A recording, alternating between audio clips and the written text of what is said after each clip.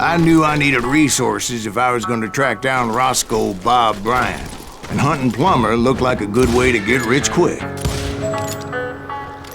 As the local vigilantes exposed him as the leader of the bandits, and put a generous price on his head. Plummer rallied his gang to plunder one last gold mine before making their escape, and that's where I thought I'd find him.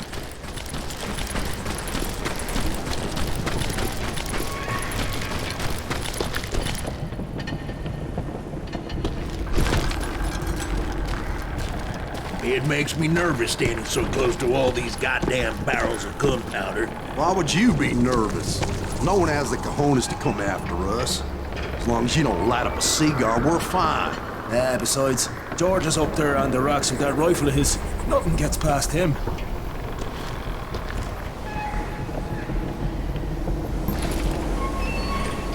As my late father pointed out to me more than once, God made men, but Samuel Colt made them equal. I'm done with you.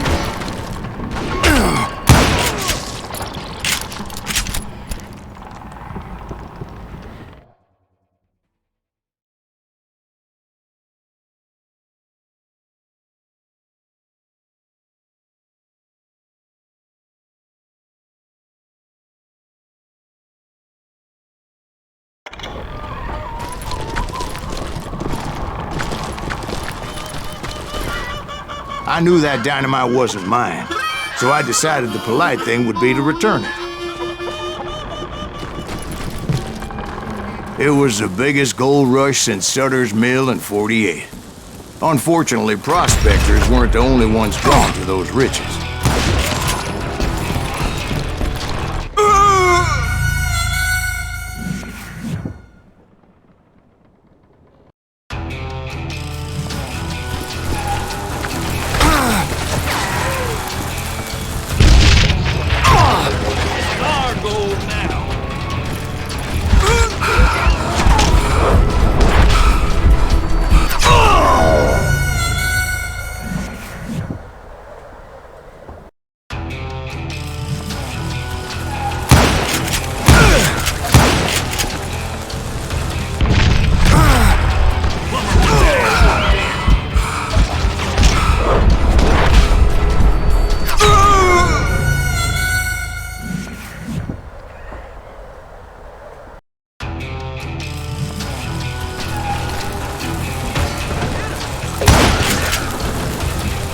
Thieves, killers, robbing travelers, and hijacking gold shipments.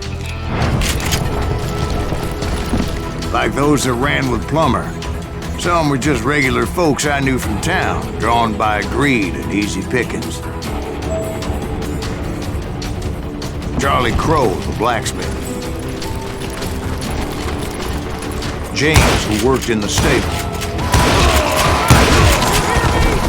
Sam and Jeremiah Barber, the butcher's son. Ordinary citizens who lived a double life. Of course, the rest were veterans of the Civil War. Stone-cold killers trained on the bloody fields of Shiloh and Antietam.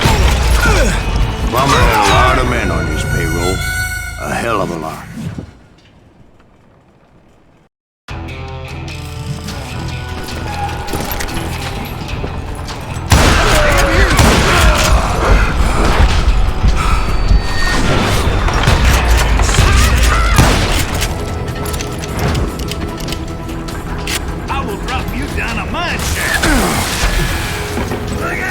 If Daddy had lived to see Alfred Nobel's explosive invention, my guess is he would have told Samuel Colt to kiss his ass. He set up a defensive perimeter which I had no idea how to breach.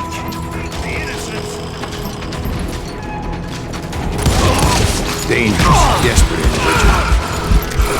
I was outnumbered and in way over my head, but I was too damn stubborn and stupid to realize it. I thought I was some kind of hero.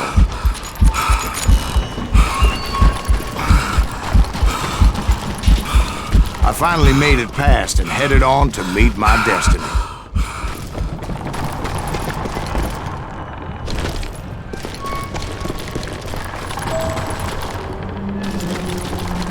But first, I had something I needed to figure out. I had a few ideas on how to get into that mine, but once I made my decision, I knew there was no turning back. So my first thought was to enter the nearest mine portal. I saw an entrance. Made sense. It was the quickest way in, but that also made it more dangerous, as there would undoubtedly be enemy pickets posted along the way.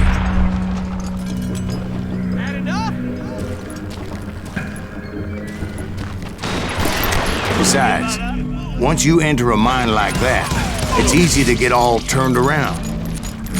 Some of those shafts could be as deep as hell.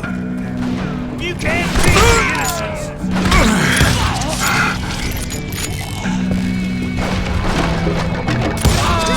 A single stumble or misstep can easily end in a deadly plunge to oblivion.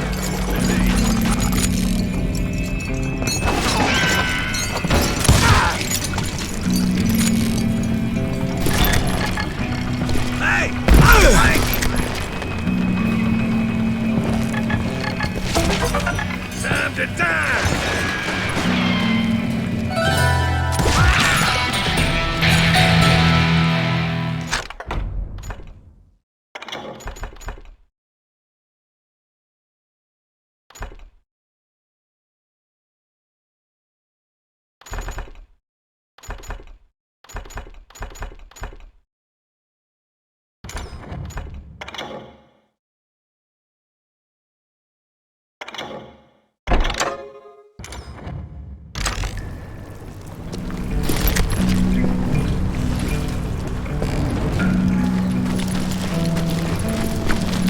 Quick reflexes often make up for a lack of common sense.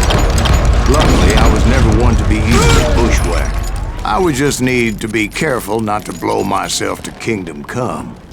With all that gunpowder and dynamite everywhere, the body has to know what he's shooting at. One wrong bullet could have turned that mine into a dad-blasted tube.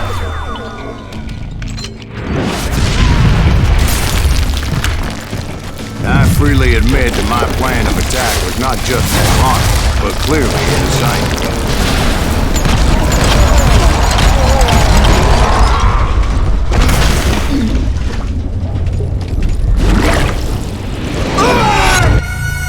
It's a good thing that I abandoned that ridiculous plan before I even tried it.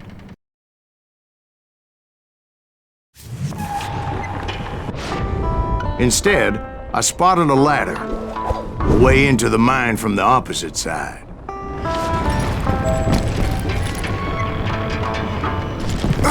It was a long way around, but that approach seemed more sensible at the time. Of course, being I had a problem with heights, that scaffolding scared the bejesus out of me. Climbing down that ladder required some caution, because even though I had a younger man's reflexes, I needed to make a leap of faith. I was determined not to give up, however. As Sheriff Plummer seemed quite the despicable character. When the vigilantes discovered what the sheriff was up to, people were outraged. That 10,000 they put on his head would go a long way to helping me find old Bob. And I had made it my mission to settle that score come hell or high water.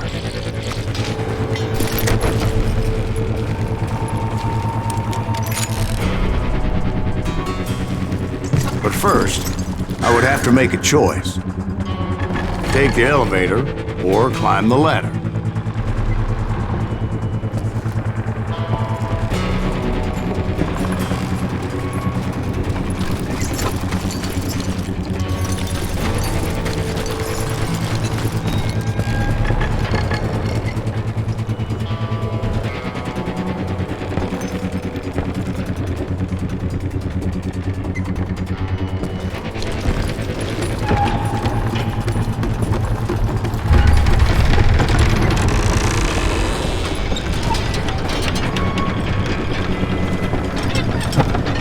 I wanted to use the element of surprise. Plus, I figured I could use the exercise. I was warmed up already, so what the hell?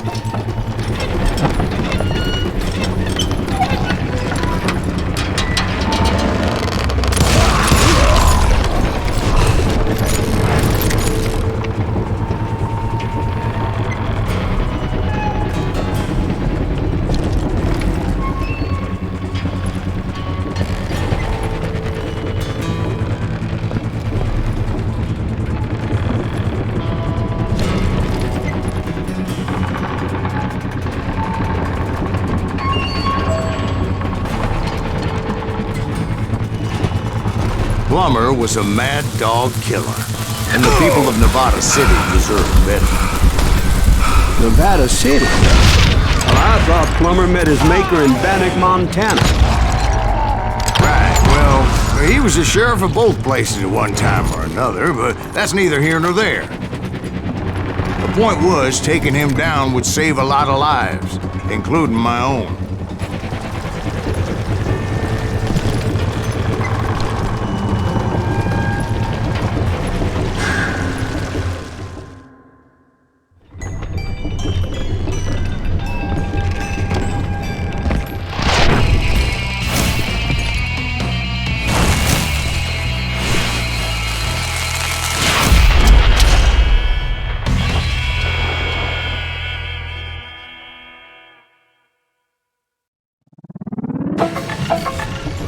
They're gonna bury you! Well, in a million pieces! Getting worse and worse for you, ain't it? Henry Plummer was clearly unhinged, and I could see right away that this was gonna take some doing. I can shoot too!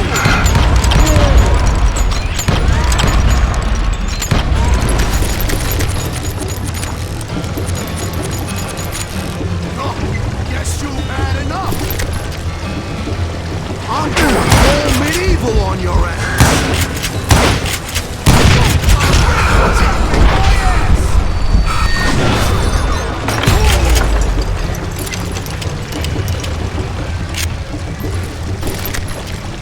No blood money for you today!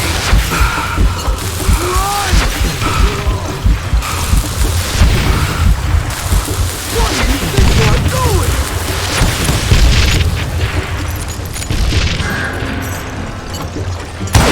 Yeah, I need some help here!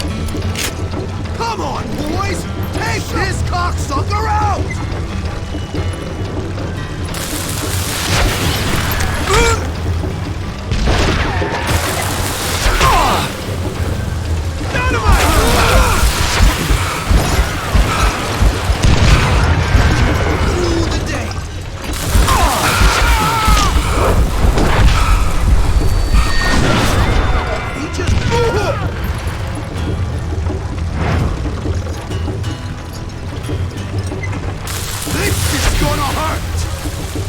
Got a lot more dynamite than you! This cocksucker is smarter than he looks! Bastard! You ain't taking me!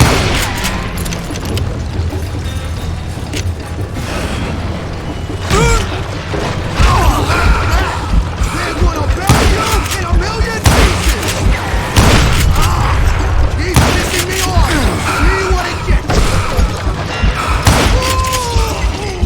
So that's how Henry Plummer died.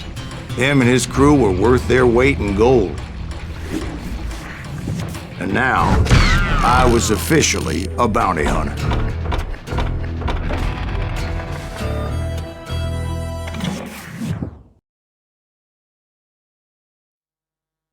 So, did you finally go after that Bob feller? Well, I heard word he was in Kansas with John Wesley Hardin. So that's where I went. Where in Kansas? Abilene. Why do you ask, Ben? No reason. Was Hardin as fast as Ringo? Ringo was fast, but John Wesley was as fast as the devil himself.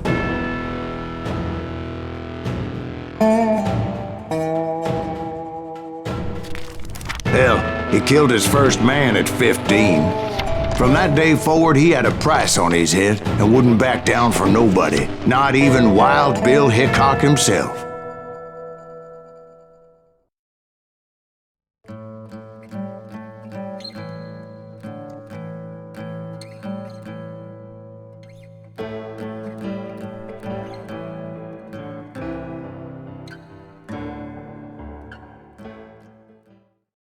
I dodged death many a time, and that night in Abilene was no different.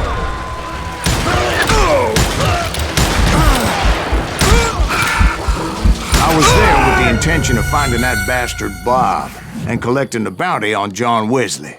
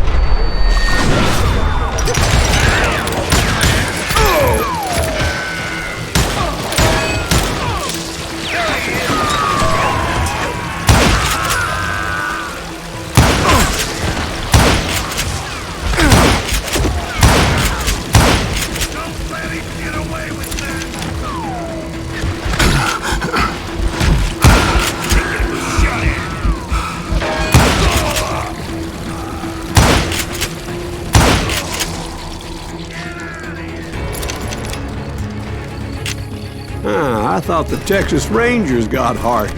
Yeah, that's what they want you to believe.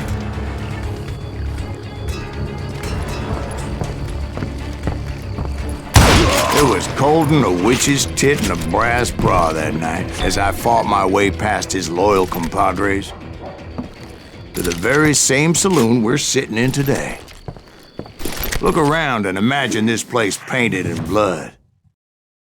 Hardin was waiting for me, and...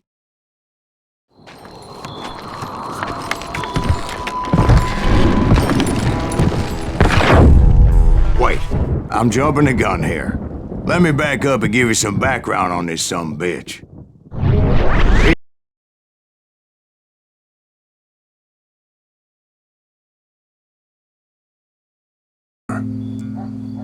By the end, he confessed to taking the lives of 42 men. Fathers and husbands, brothers and sons, men with families who cared about them. He was a bona fide folk hero by then, and had amassed a gang of armed miscreants and other assorted thugs. He and his men set up camp outside of town, and I was hoping Bob was among them. God damn it! Shoot that son of a bitch! They didn't ask why I was there. They knew. I had to spill a lot of blood to find out Hardin wasn't in that camp. He was carousing in town with his closest friends. Hardin's boys apparently didn't want me to reach the Bull's Head. Some were hightailing it into town to inform their jefe of my unwelcomed presence.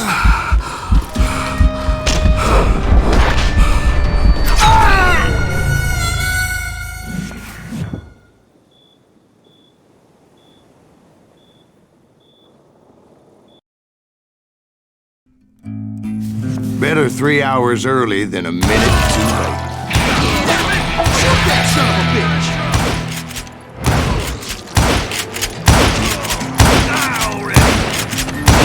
As most of them were wanted as well. I figured Hardin was here somewhere, but to get to him, I'd have to get past his gun hands.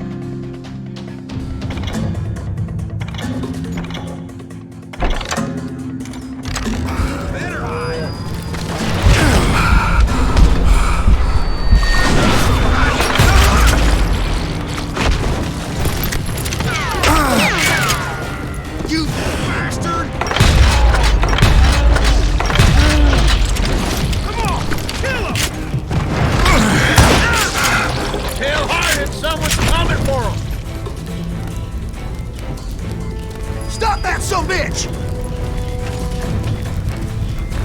Let the boys know we got another dog.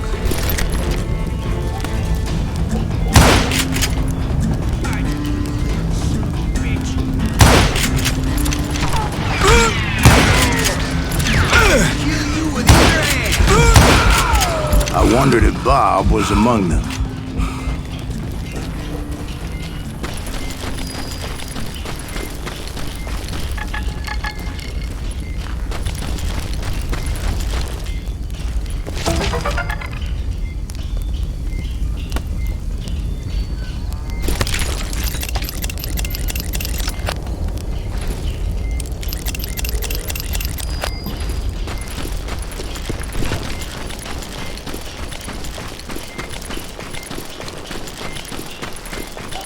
And I steeled myself for the fight ahead. For as good as I was, deep down I wondered if John Wesley wasn't just a little bit better. Before I could test my mettle against Hardin, however, I would first need to dispatch his cadre of hired killers.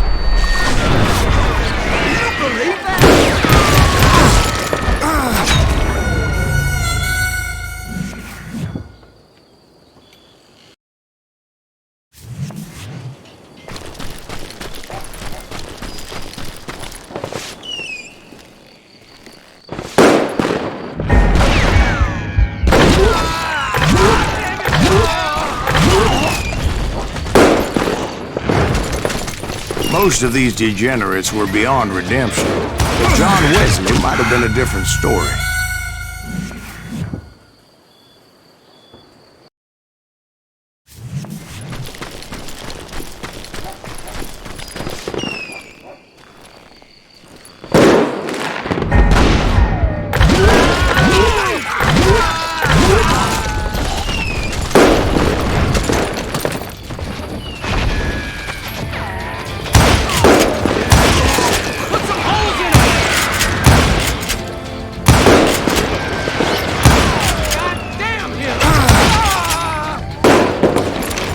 I didn't learn until later that that night was in fact his birthday celebration.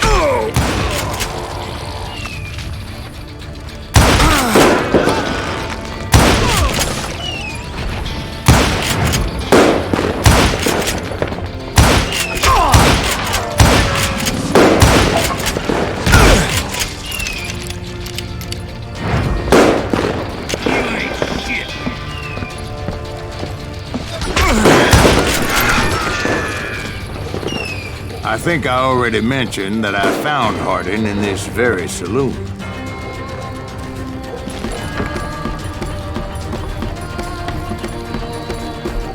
Yeah, you know you can't beat me.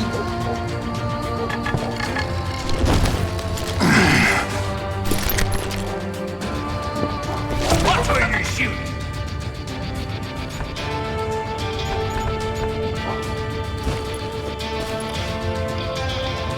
Suffice it to say, nobody there was happy to see me.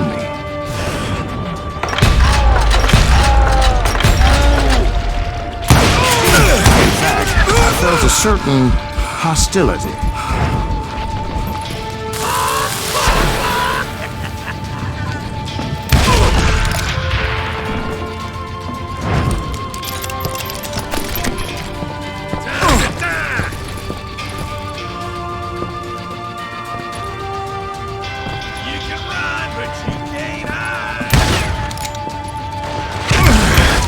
I was disappointed that neither Bob nor John Wesley were among the dead.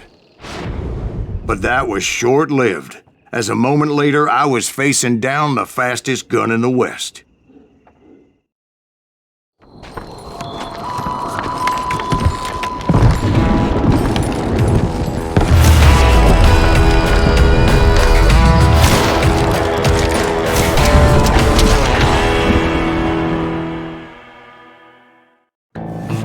I felt a bolt of adrenaline, or maybe that was fear. He was well known for his tricks, and I knew I'd need my own if I was ever to defeat him.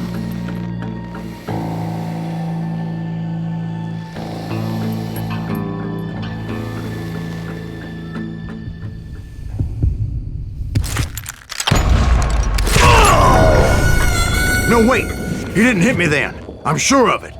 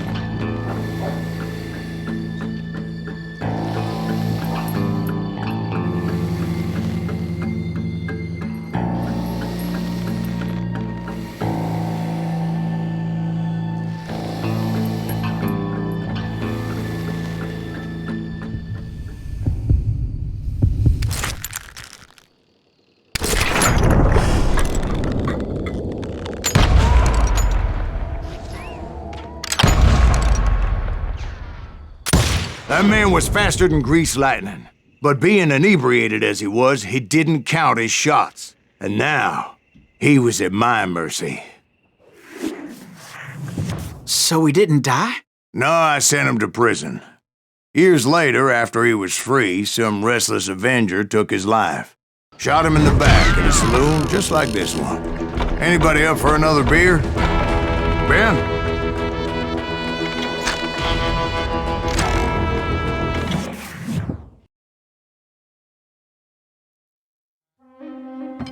Thank you, darling. Yeah, some say revenge is a dish best served cold. So whatever happened to that Bob guy you were after? Personally, I'd like to hear some of your other adventures. Like, I don't know, did you ever go toe-to-toe with a red man?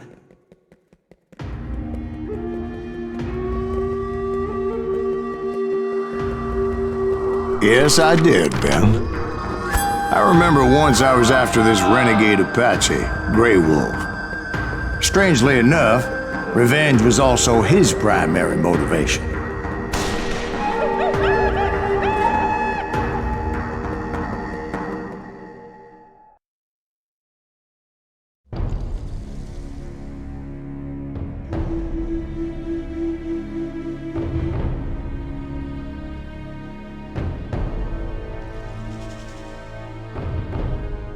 A bounty was put on Grey Wolf's head, and that's how I came to hunt him in the mountains. Mountains so high they tickled the nether regions of heaven.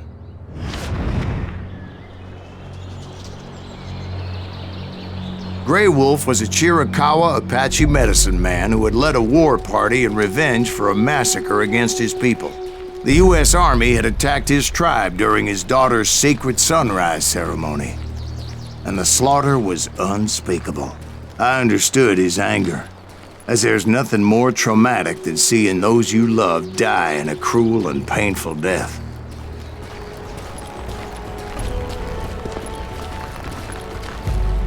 Right from the beginning, I couldn't shake the feeling that Grey Wolf was watching my every move.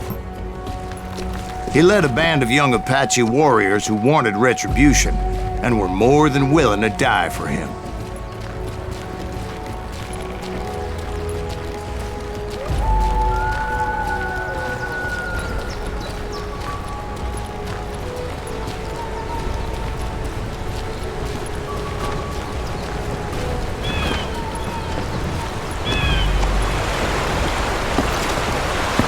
They saw me before I saw them.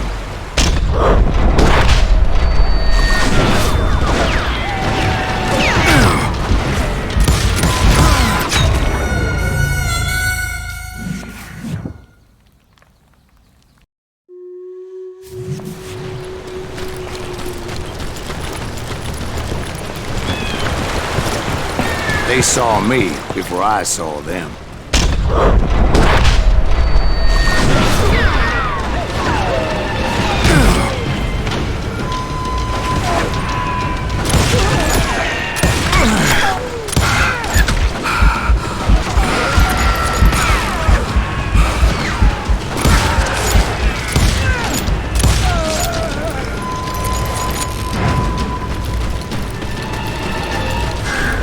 And it crossed my mind that maybe this wasn't such a good idea. But now that the shooting had started, there was no backing down.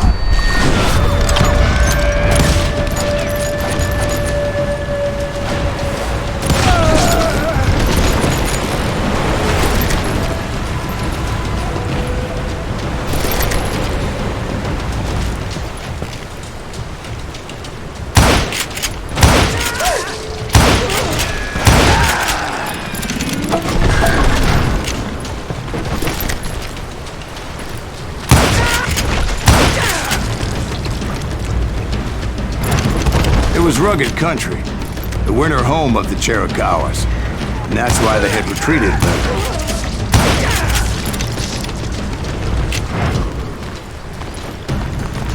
I admit to having some regrets about going after them the way I did. But then again, I got a lot of those.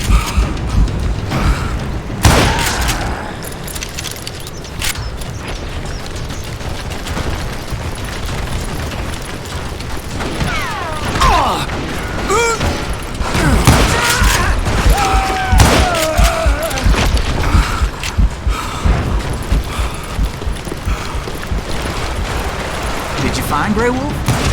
Not at that moment, but I did find the entrance to their hideout.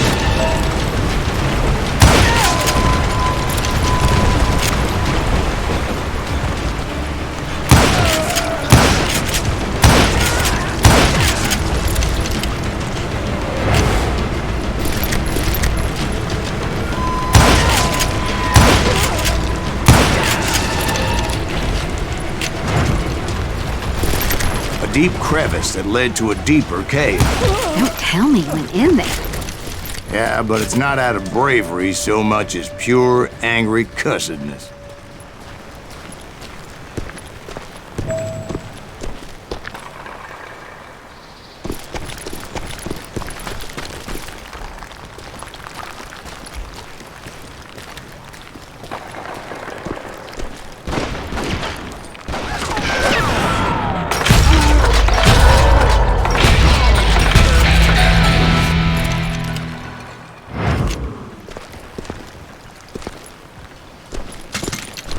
See, back then, I had a stubborn streak a mile wide, and I wasn't about to back down.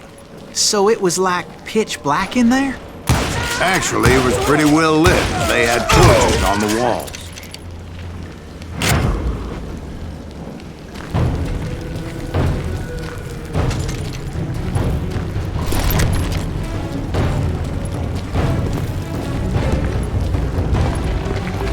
How big was his cave? Big as hell, Ben. Chiricahua had hid out there during the Indian Wars.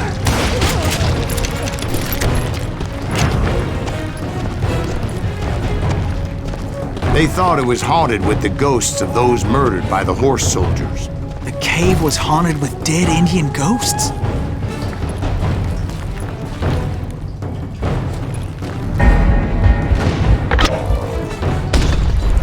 To be honest, I was more concerned with the live ones than the dead ones.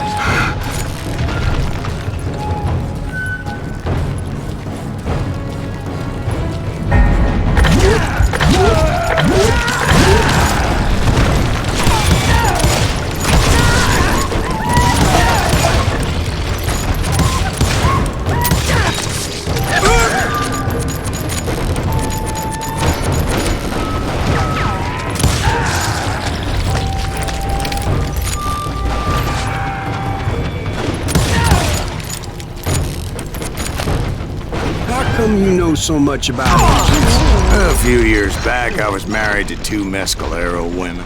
At the same time? Yeah, they were sisters.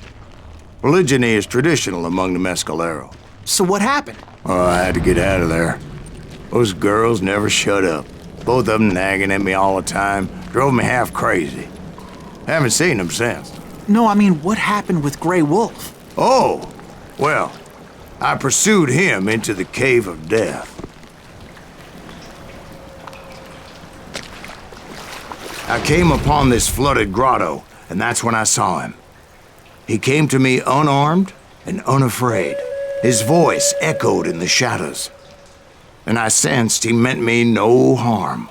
You carry great darkness in your heart, and if you do not release it, it will claim your soul. The sound of his voice put some kind of ancient Indian spell on me. As his story unfolded in my mind, You will come to this place again and kill many more men, and the darkness will grow until it consumes everything that you are. The soul would have no rainbow if the eye had no tears. he said I was a great warrior, a coyote man, unequaled by any other pale-faced warrior, or something like that. The snakes will bite shadows of your past until a venom poisons your heart, and an echo of the song of the dead summons the spirits deep from within the mountains. I didn't quite get what he was saying, but there was definitely snakes. And indeed, his warriors surrounded me and attacked me like hungry Wolverine. They couldn't stop me, though, and Grey Wolf wasn't in the mood for idle talk.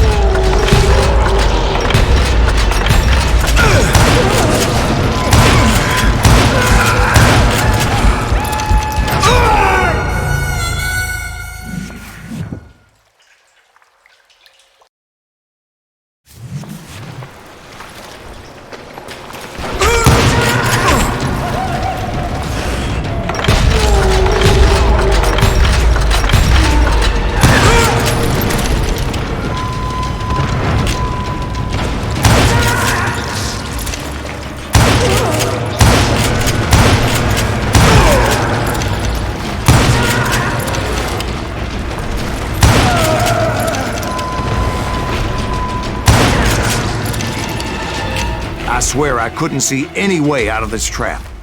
But suddenly, one just appeared. Kinda like a miracle.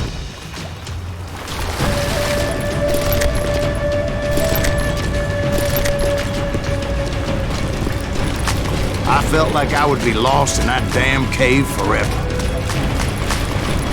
Finally, I found myself back outside, perched on the edge of a precipice, overlooking a thundering whitewater river. To get where I was going required several leaps of faith, but no way in hell I was turning back.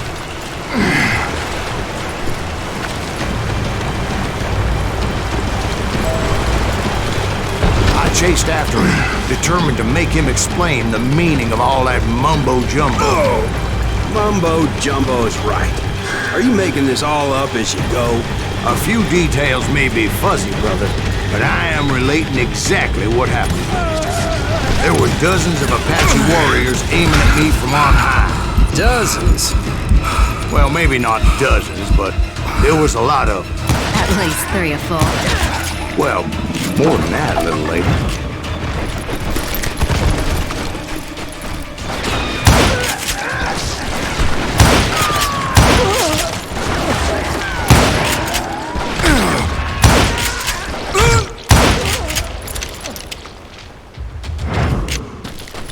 I had a steep climb up creek ahead of me and scrambled up those rocks like a mountain goat.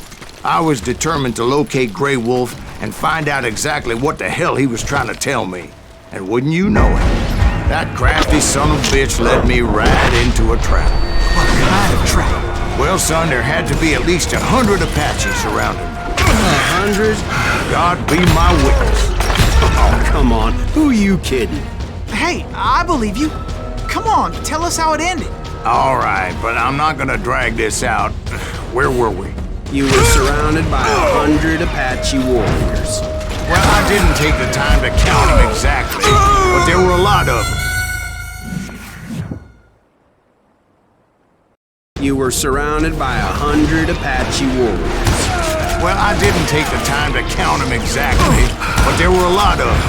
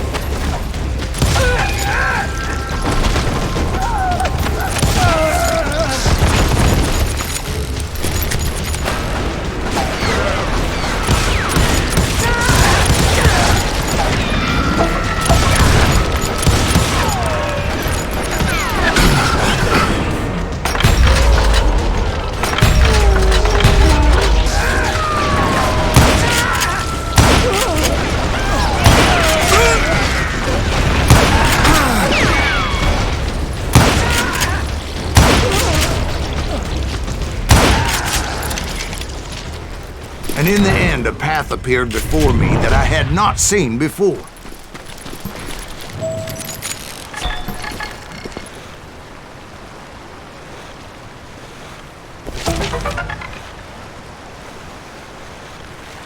I followed it as I desperately needed to find out what Grey Wolf was trying to tell me.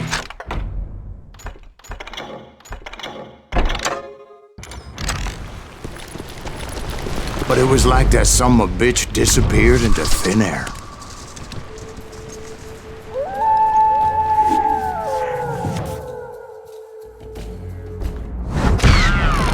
Never did find him. And never did collect my goddamn bounty.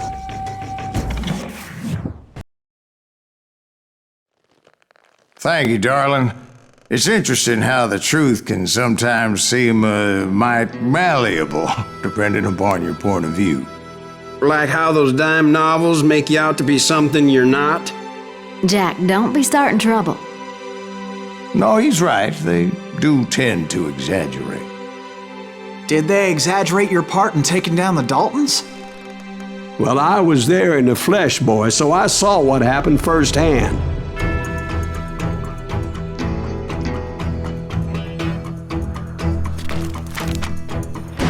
Those Daltons were lawmen once, before they all went bad, robbing banks and trains clear across the territory. Until Coffeeville, of course. I was one of the citizens who took up arms that day. Fighting on the side of right? I did my best, sir. We all did.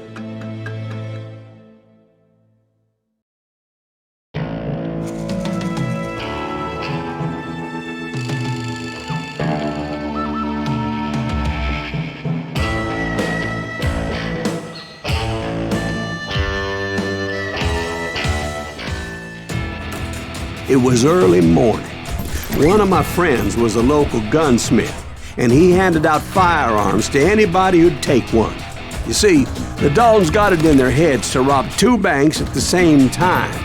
2 banks on the same damn street. Kill that! Story was Bob Dalton's girl was always riding him about how he had no ambition. Well, you're nobody next to Jesse James, she'd say. Finally, the bastard took his brothers to Coffeeville just to shut her up. Right. It's always the woman's fault. Well, the locals recognized the Daltons right off. Before they could get away, half the town took up arms to defend their property. Their first mistake was pulling a job in their own damn hometown. He got us a hero. Put some holes in him!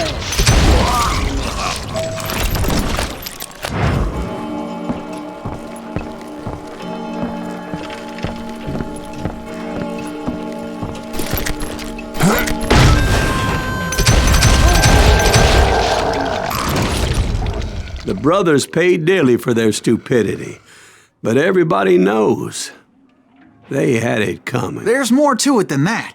I read all about that day, so I know for a fact that it went down very differently. First of all, it was high noon.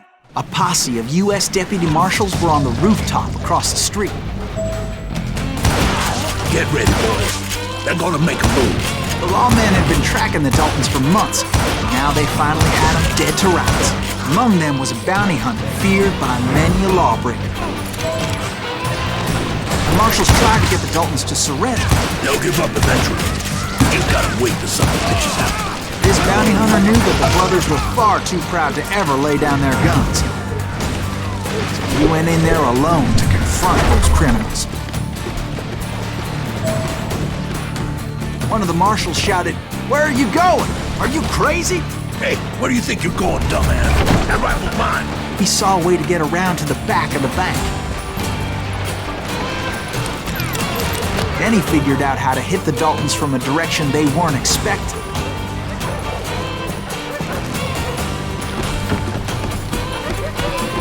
From above. Fortunately, a water tower was right there.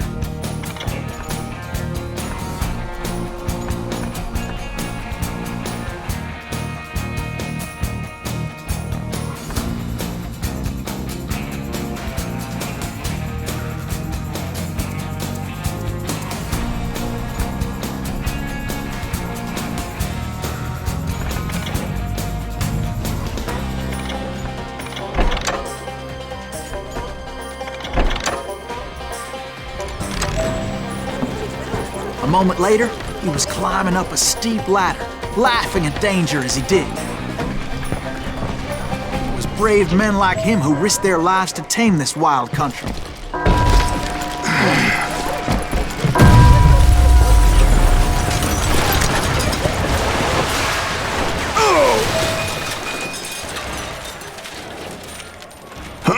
We've got company.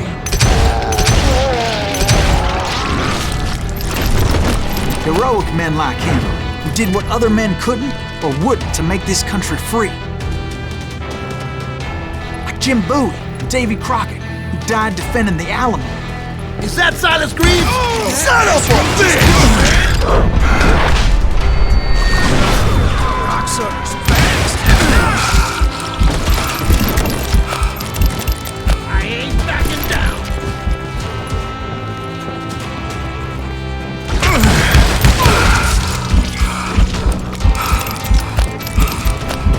Yeah, you know you can't beat me.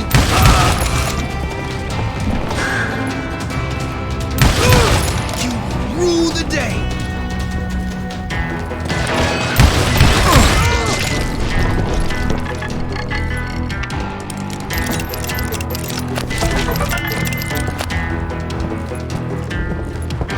Over there!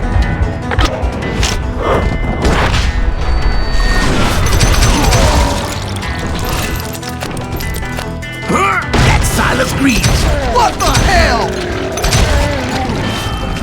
Blam! Blam! He came away victorious, taking down those thieving Daltons.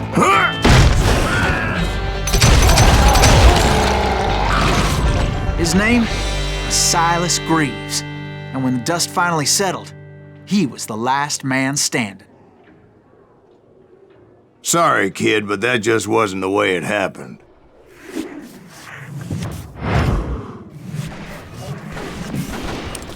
It was early evening, not high noon. Daltons blew up a safe, and were all set to hightail it out of there. Those pathetic deputies surrounding the bank were dropping like flies.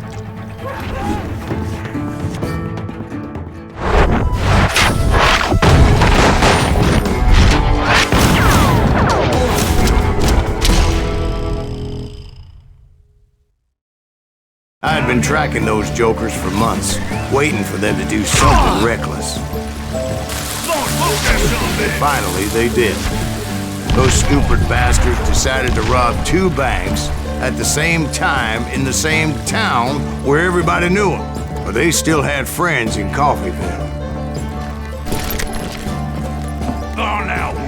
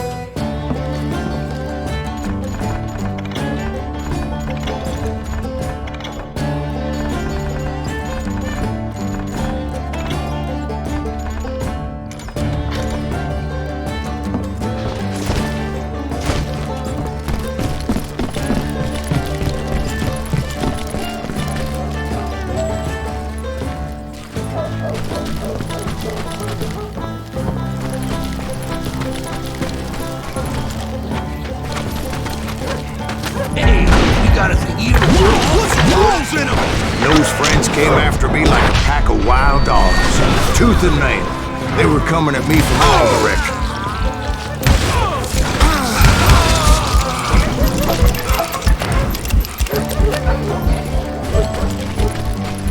I caught sight of the Daltons running with the money and didn't want to lose them.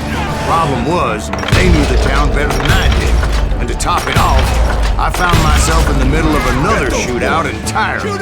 Did the Daltons hole up in somebody's house? No, it was the Smiths, I believe. They were cousins of the Daltons. And they were shooting at the Browns, who were shooting at the Daltons. Which wasn't any surprise, because those 2 families have been feuding forever.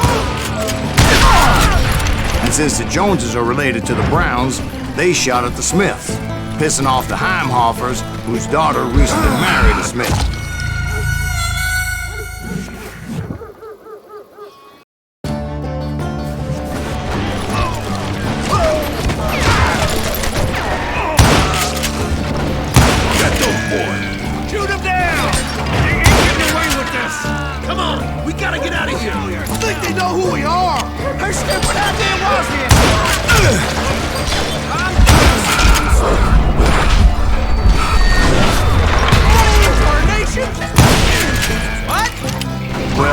Bullets were flying every which way as all the old feuds in Kansas caught fire all at once.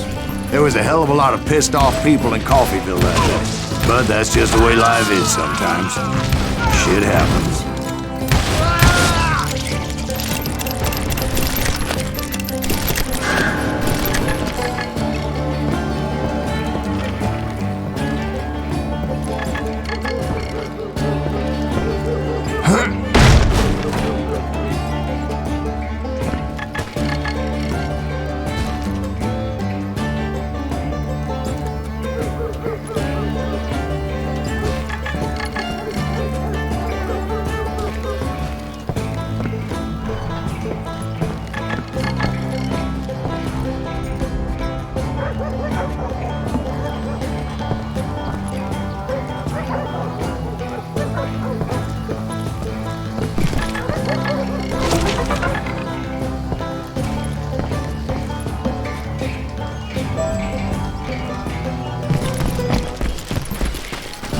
Dalton boys knew I would never give up. Those Daltons weren't the sharpest knives in the drawer, but they always stood together. They set a trap to slow me down and allow at least 2 of them to escape. The third brother stayed behind to plant me, just in case that trap of theirs didn't work.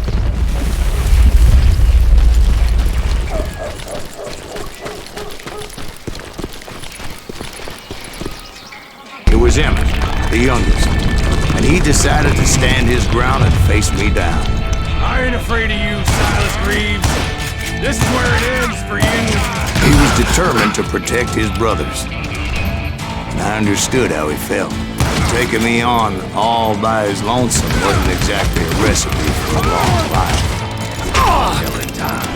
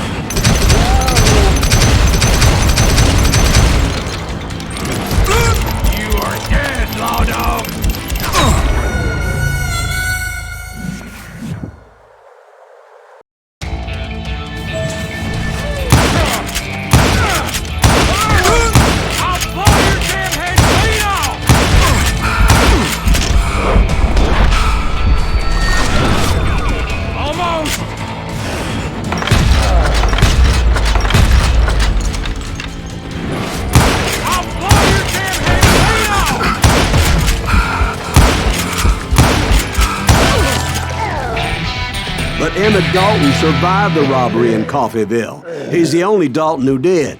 They say he was shot 23 times. Well, Dwight, who do you think put all those damn holes in him?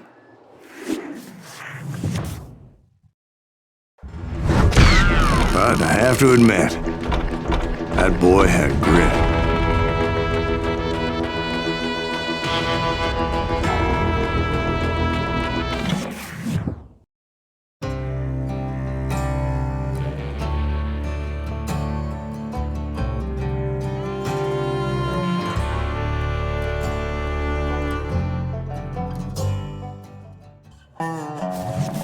We'll get those suckers! It took me a couple of days to track the Daltons down. They can't get away with this! And in that time, a whole posse of local vigilantes offered to lend a hand.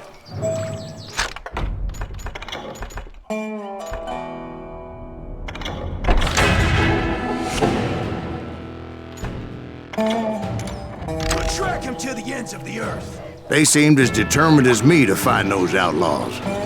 But as we headed into those swamps, it was like I had my own private army.